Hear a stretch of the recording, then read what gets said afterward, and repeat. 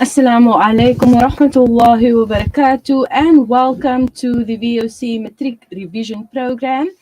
We are live on Facebook and YouTube, and today our lesson is Business Studies with my guest Mogamad Imraan Majiet, subject head in Business Studies at the Felga High School. So we welcome you to join us in this lesson, inshallah. So I'm going to hand over to Mogamad Imraan Majiet to commence with the lesson.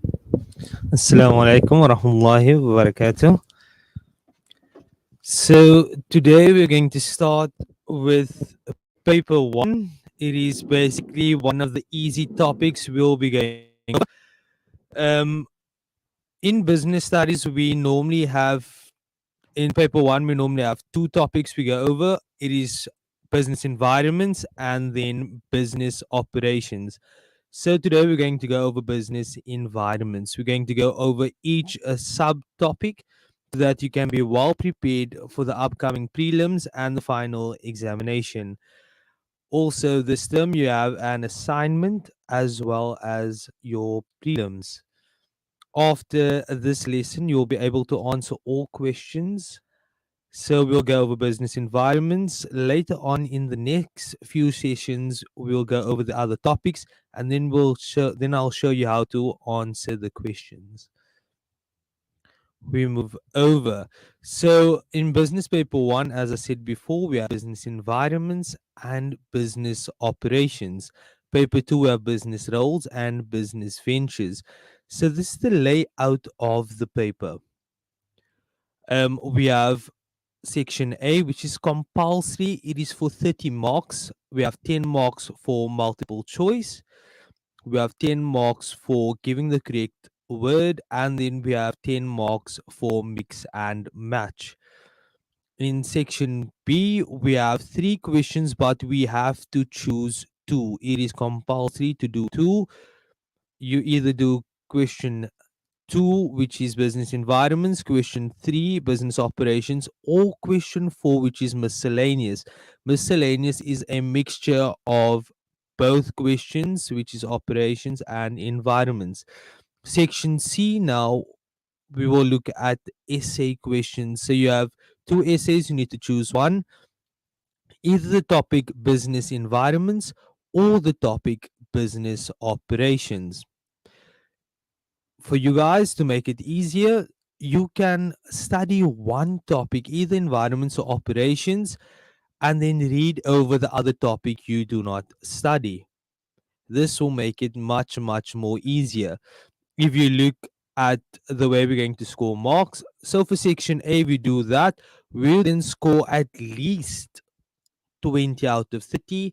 For section B, we'll then score 40 out of 80, or you can say 50 out of 80, and then for your essay we will definitely get 40 out of 40, so we will pass most definitely. We move over. So business environments, what does it consist of? Business environments consists of business environments itself, business sectors, impact of legislation, which is one of the main topics I'm hoping you guys like, and business strategies. We will now look at our business environment. So, our business environments, we have 3 topics, mainly our micro environment, our market environment, and our macro environment. So, these are the 3 environments that we need to know. Reason being, they will then give us a question. We have to identify what environment it is and the extent of control.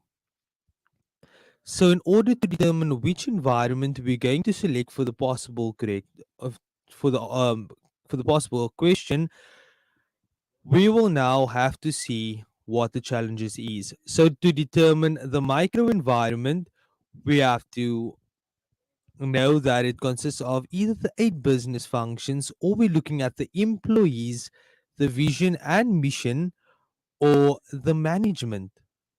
So this means whatever happens inside of the business, we now know that it is the micro environment and it has full control. When we look at the market environment, so when we think about the market environment, always think about it as on the borderline. So when we talk about on the borderline, we are talking about that the business has limited control to no control. So we're looking at the Porter's five forces. So the Porter's five forces, we are talking about our suppliers, our competition. So remember the suppliers, sometimes we can change our supplier once they charge us more for our goods or services. As well as our competition, we can either charge less in order to beat our competitors. So this is why we say we have limited control. We can also look at the shortage of supply and the demographics, meaning what area is our business situated in. So therefore, we can actually move our business, if possible, to a new location in order to gain more customers. Therefore, we have some control. When we look at the macro environment, we now know that macro environment has extent of no control. Here we have no control. We look at the possible challenges that we may face as come from the pestle. So what is pestle? Political, economic, social, technological, legal, environment. Anything that's got to do with pestle, we now know that it has to do with the microenvironment. Normally, what comes up is the economic rates, the pandemic, and legislation. So, once again, we look at our business environments and we can now determine that our microenvironment is inside of the business, therefore, we have full control. Our market environment is on the borderline, therefore, it is limited control. We have some control over it. Our last one is our macro environment. Our macro environment, always remember we look at pestle and now we know that it has no control. We move over to the next slide.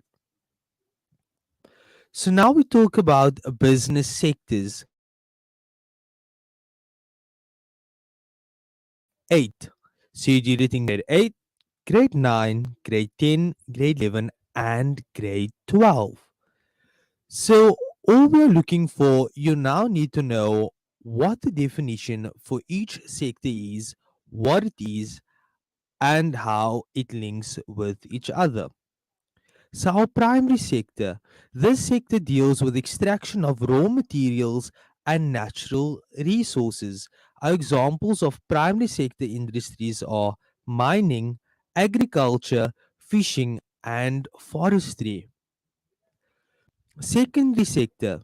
This business sector is responsible for changing the raw material acquired from the primary sector into useful products. So here you can see how the two interlink. So with the secondary sector, they have to use the primary sector in order to now follow through with the secondary sector. So the examples of secondary sector include clothing, food processing, construction, and manufacturing. Our last sector, the most easy one, tertiary sector. This sector renders services to the public and businesses. And the examples of this is transportation, insurance, banking, tourism, retail, and legal services. So any service that is rendered would then be tertiary sector. Our Uber drivers are a tertiary sector, reason being they are rendering a service. We move over to the next slide. We will now talk about something fun and nice and easy, something called business strategies. This is my favorite topic. So, when we talk about business strategies, we go back to the environments first. So, again, just a recap, we know that our microenvironment, we look at our SWOT analysis and our 8 business functions. We know that takes place inside of the business. Our market environment, we look at our Porter's 5 forces, such as the power of buyers and suppliers, competitive rivalry, threat of substitute, and barriers to entry. If you guys wrote a common paper in the June exam, you will see that the question that was posed was name the 5 forces of Porter's 5. And there it is.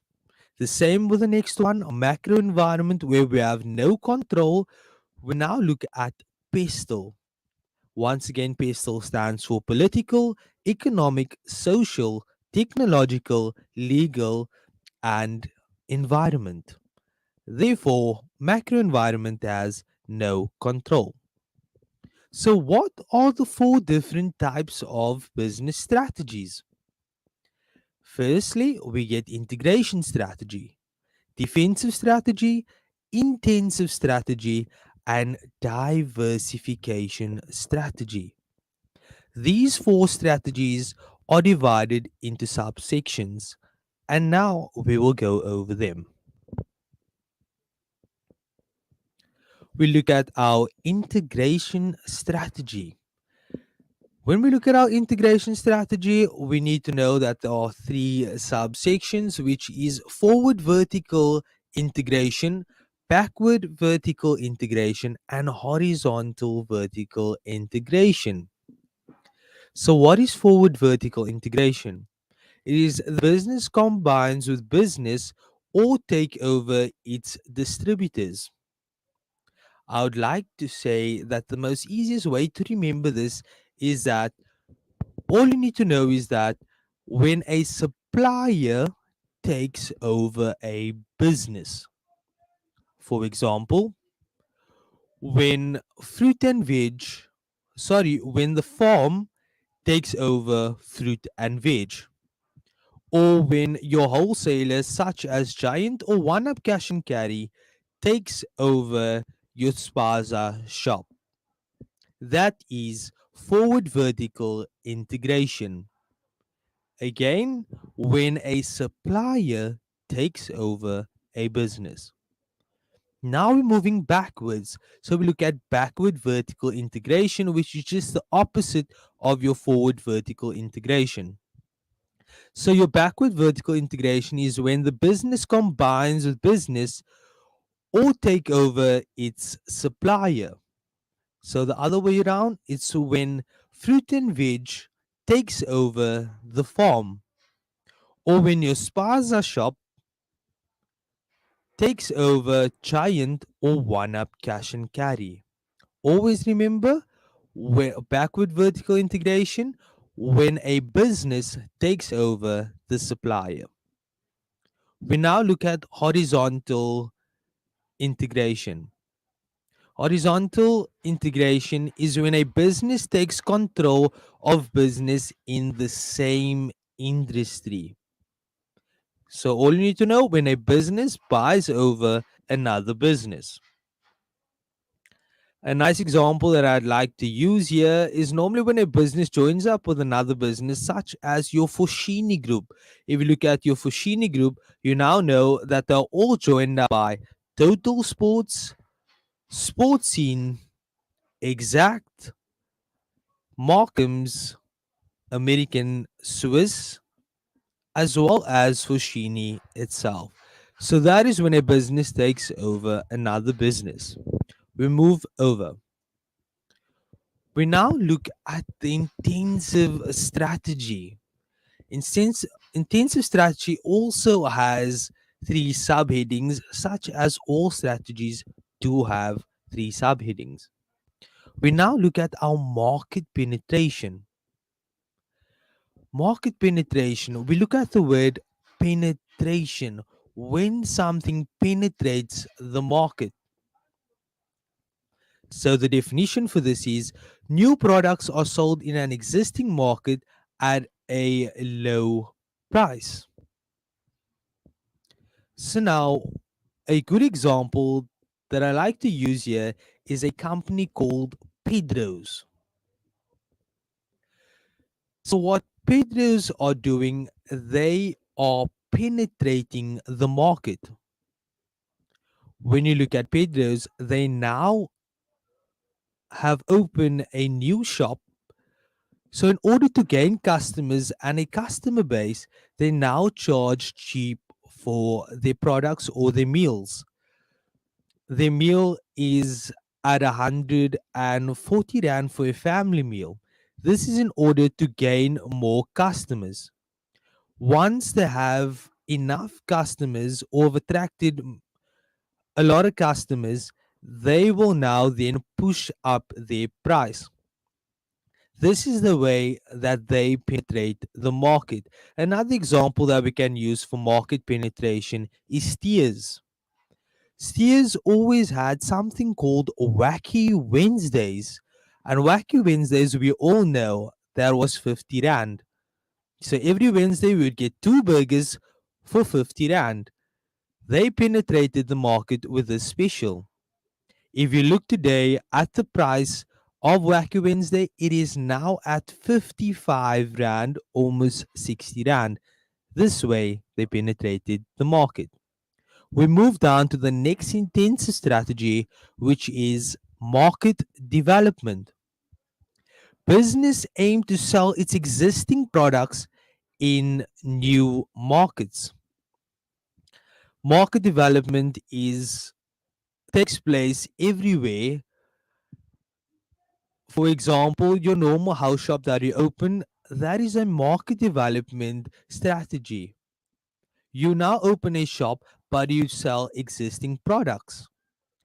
Maybe you'd have a cool drink fridge in your shop, which you'll now sell Cokes, meaning you're opening up a shop, but you're selling existing products such as Coca Cola. You're selling existing products such as clothing. If it's not your own clothing that you're making for yourself, if you're buying and selling clothing, that is market development. We move over to the next intensive strategy, which is product development. Product development is just the opposite of market development, where business aim to introduce new products into existing markets. An example we can use here is the Indomie noodles. The Indomie noodles is a new product, but it is sold in existing markets, such as all your supermarkets now stock Indomie noodles. So that is product development. So now we know what intensive strategy is and all the subheadings. Intensive strategy is market penetration, market development, and product development. We now move on. Our next strategy is diversification strategy. This strategy is one of the most difficult strategies to try and memorize, and some learners quite struggle with this strategy. So, to make it easy, we would now have some easy examples so that you can understand what we mean when we give the definition. Defensive strategy is divided into three subsections, which is concentric diversification, horizontal diversification, and conglomerate diversification. So we look at Coca Cola. Concentric diversification. What is concentric diversification? When a business adds a new product that is related to the existing products which appeal to existing customers. An example we're going to use is Coca Cola, where Coca Cola is a cool drink brand. We all know Coca Cola as a cool drink brand. But what they did is they made other cool drink as well. So a new product is related to the existing product. So it's related to the existing product is also cool drink. So other examples of Coca Cola that we know of, the different types of cool drink: Fanta, Sprite. We also know Stony, as well as Spa Later, are all Coca Cola brands, which is a new product but it is still related to the existing products. It is still cool drink. Therefore, we can now say it is concentric diversification. We now look at horizontal diversification. Horizontal diversification is when business adds new products which is unrelated to existing products which may appeal to existing customers. So now horizontal diversification CNA, we now know that CNA sells different types of products. They sell different types of products which may be new products and it will seem unrelated to existing products. For example, CNA sells books, laptops, cell phones. They even sell cool drinks in their shop. What they also sell is paintings. Yes, I know it is all stationery, but they also sell chips and chocolates, meaning it is unrelated to the existing product. It is way different from stationery. So that is horizontal diversification. We now move over to the last diversification strategy, which is conglomerate diversification. So businesses add new products which is unrelated to existing products and may appeal to new customers. So conglomerate diversification, we're going to use an example of Virgin. We all know that Virgin Active is a gym. So it is a new product which is unrelated and may seem new to customers. What may seem new to customers, Virgin Active also has a network where they sell SIM cards. So you can now buy SIM cards and make normal calls with it. Another example, a good example that we can use is Kellogg's, the brand Kellogg's. So Kellogg's, we all know, is known for porridge. We may seem to think that we can use it as concentric diversification because we have different types of porridges. But what makes it conglomerate diversification is that they now sell cereal bars as well as they sell cereal crumbs to make fried chicken. So this is new products which is unrelated to existing products and may appeal to new customers.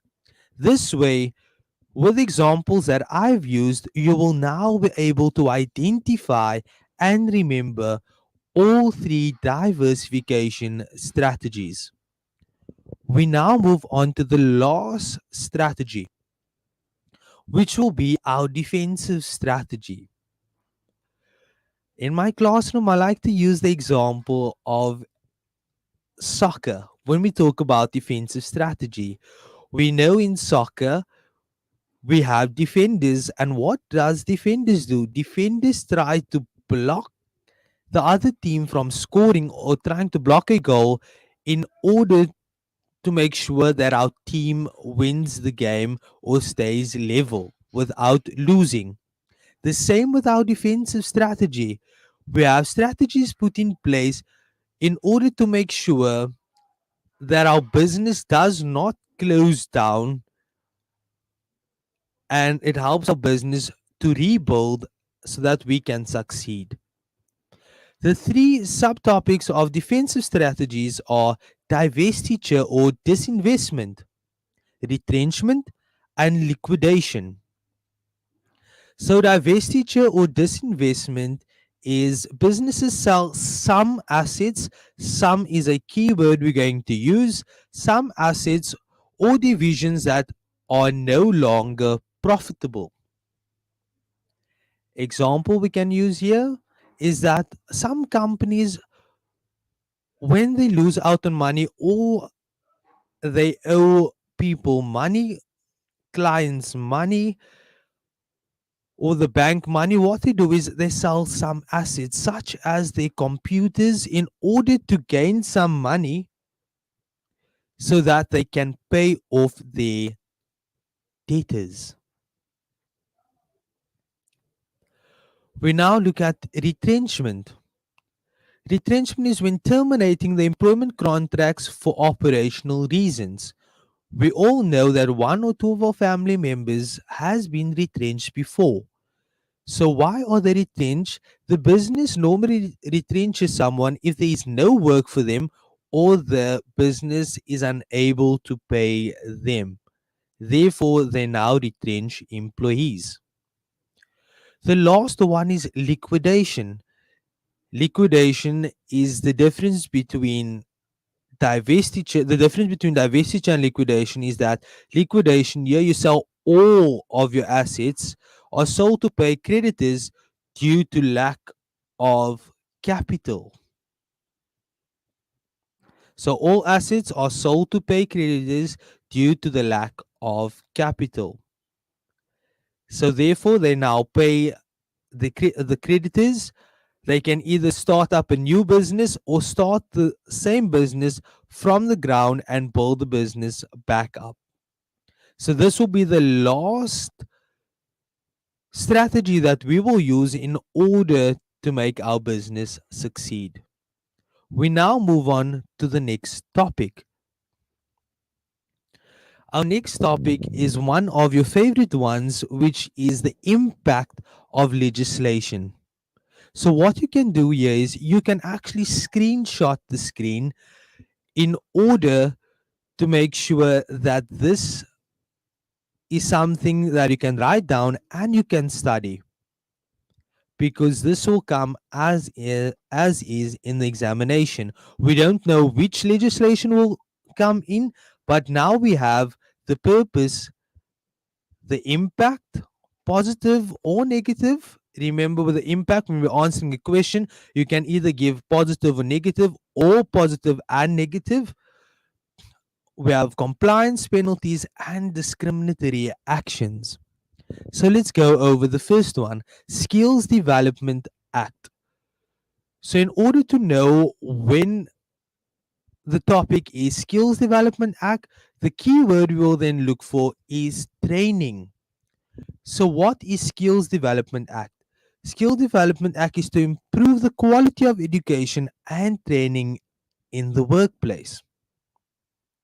The positives about this, it improves productivity and it increases skilled workers. Our negatives about this, business must pay 1% of the monthly wage and salary roll towards the funding of this initiative. As well as small businesses will find it difficult to give workers time off for training. Reason being, small businesses need all workers on board all the time in order for the business to become profitable. The compliance employees who collect pay as you earn must register with CETAs. CETAs is another topic that you guys need to know because it comes every year in the examination. Penalties, businesses that do not pay the Skills Development Levy (SDL) may not offer learnerships or claim grants from the SDA. Discriminatory actions, employers who promote skills development unfairly, meaning every single one in your business are allowed to go for training. There should not be inequality. So, equality should take place. We move over to Labor Relations Act, LRA. So, what we're looking here for LRA to determine if Labor Relations Act will be taking place, we are looking at trade unions. So, what is Labor Relations Act? The Labor Relations Act provides a framework for labor relations between employers and employees. Our positives, it promotes a healthy relationship between the employers and employees. It also promotes orderly collective bargaining and effective resolution of labor disputes. The negatives about this is that cost of labor increases because of legal strikes, also reduce global competitiveness due to low productivity. So, labor relations, if the workers decide to strike, the company will lose out on money. Our compliance here, employees must allow the formation of workplace forums and bargaining councils. Penalties, financial costs, legal fees, CCMA fees, and fines and or force to enter into a dispute resolution process. So if the employee cannot get through to the employers, or the employers does something wrong to the employees and nothing is being done or dealt with once the employee goes to the HR management, the employee is allowed to go to the CCMA. The CCMA then sends a official over to the business and takes down both sides of the story. He then sends a disguised person to check out the business that no one knows. This person will then check out the business, walk around, and see if what the employer or the employee is saying is true. Then the business will be fined if the business is at fault.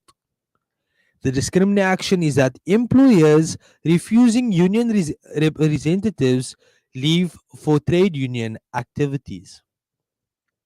We move over to Employment Equity Act, the EEA. Here we are looking at the equal opportunity and fair treatment in the workplace. So it promotes equal opportunities and fair treatment in the workplace, meaning if I have the same job as my colleague, we're supposed to get paid the same amount. But if she gets paid more than me because she's close with the manager or with the owner of the business, that then is wrong and we can take it up with the CCMA. So the negatives about this is that business must compile and submit employment equity reports every 2 years, and businesses must train or employ someone who knows a lot about the act. Our compliance employers must promote equal opportunities in the workplace, and the penalties that will take place here is that if found guilty, the employer could be fined and be ordered to pay compensation and damages to the employee. Discriminatory action, refusing to employ a person because they have strong religious beliefs. So, whether you are Muslim, Christian, Jew, no matter the skin color, black, white, or colored, or if you have a disability, we're all supposed to be equal and have equality. Therefore, everyone should have an equal right as well as a equal and fair chance. Our basic conditions of Employment Act is to establish and enforce basic conditions of employment. We now look at the positives, which is creates a framework of acceptable employment practice, example working hours or leave. It promotes fair treatment of employees in business. We know that working hours, we have two different types of payment methods as well as working hours, where we now look at we get paid per hour and we also get paid after something we have made. Our negatives is that processes and procedures stipulated in the BCEA can be costly to a business. The employer may have to limit operations if they can't afford to employ more workers. Our compliance, an employer must give new workers information about their job description and working conditions in writing. The penalties here, labor inspection can investigate complaints and take away records as evidence. business found guilty can face heavy fines. Our discriminatory action here is preventing workers having access to employment contracts or conditions of work. We move over to the next impact of legislation. This is the last four impacts of legislation. We are now looking at compensation for Occupational Injuries and Diseases Act, COIDA, or some of you would say COIDA. Purpose: provide comprehensive protection to employees who are injured or killed or contract a disease while performing their duties. Meaning, if you are walking in the mall or you're working in your workplace and the cleaner then decides to mop, if there's no wet floor sign and you do trip and fall and injure yourself, the company will then be reliable to pay your hospital fees and also pay the damages that it has caused you. So the positives about the COIDA is that the act promotes safety in the workplace, also claiming processes are relatively simple. Our negatives is that implementation processes or procedures required by the act may be expensive. Claiming processes can be time consuming, and the compliance, all companies must register their business with the commissioner of the compensation fund. The penalties: businesses may be forced to pay any recovery costs required by the compensation fund. Discriminatory actions: to bribe an employee to not report an injury. Many of us know about this because some of our employers who then pay us not to say anything because they know they would be heavy fined. We look at the next one. Our triple BEE, broad based black economic empowerment, aims at targeting inequality in the South African economy, meaning a percentage of our workers should be of color because we are the people that were disadvantaged. We look at the positives. A good triple BEE rating will improve the image of the business, meaning there will be equality. We will work amongst people of different color. Develops the employees' potential and skills and boost staff morale. The negatives about this is that many employees get jobs based on BEE rating rather than on proficiency. Investment and ownership issues can cause animosity between shareholders. Compliance: use suppliers who comply with triple BEE standards. Penalties: may be face or may face imprisonment for fronting practices. Meaning you say you have complied with triple BEE, but you didn't. Also, you said you have these type of workers, but you don't. Business licenses may not be renewed. Discriminatory action: refusing to award tenders to black suppliers who are BEE compliant. We look at the next one, National Credit Act. This is where the government or the national creditors look at whether they can give you a loan or not. They also know how the lending system works and whether you will be able to pay back the money once you take on credit.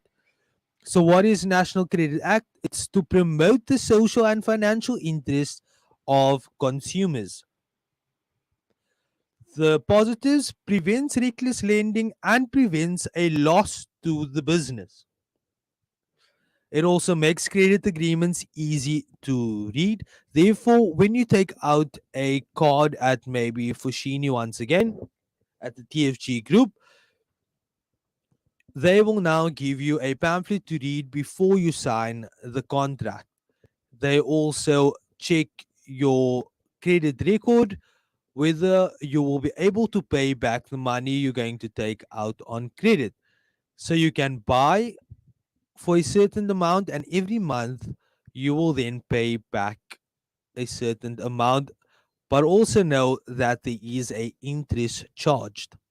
So the negatives about this is that business must extend their administrative capacity to comply with the act. A business must make sure all attempts have been made to recover the debt before blacklisting the customer. Compliance credit providers must do all affordability assessment to ensure the consumer can meet his or her obligation. Penalties: a business that does not comply with the NCA may lose the money owing to them if the consumer cannot repay the debt. Discriminatory action: refusing to grant credit or charge different interest rates to a customer based on gender, race, religion, or age. The last legislation we will be talking about today is Consumer Protection Act, the CPA. This year, we will now look at how it protects us as consumers and customers. So, what is the purpose? It promotes responsible consumer behavior. The positives about this: it makes transactions fairer for both sides, enables businesses and consumers to resolve disputes fairly, respecting the rights of both parties. The negatives: businesses need to ensure that they comply with the act so that they are not penalized. Money business documents Many business documents need to be redone to comply with the act. The compliance: business must comply with the terms and conditions of the National Consumer Commission. The penalties: a contract may be rendered void, government agencies may conduct audits, or even dissolve your business entirely.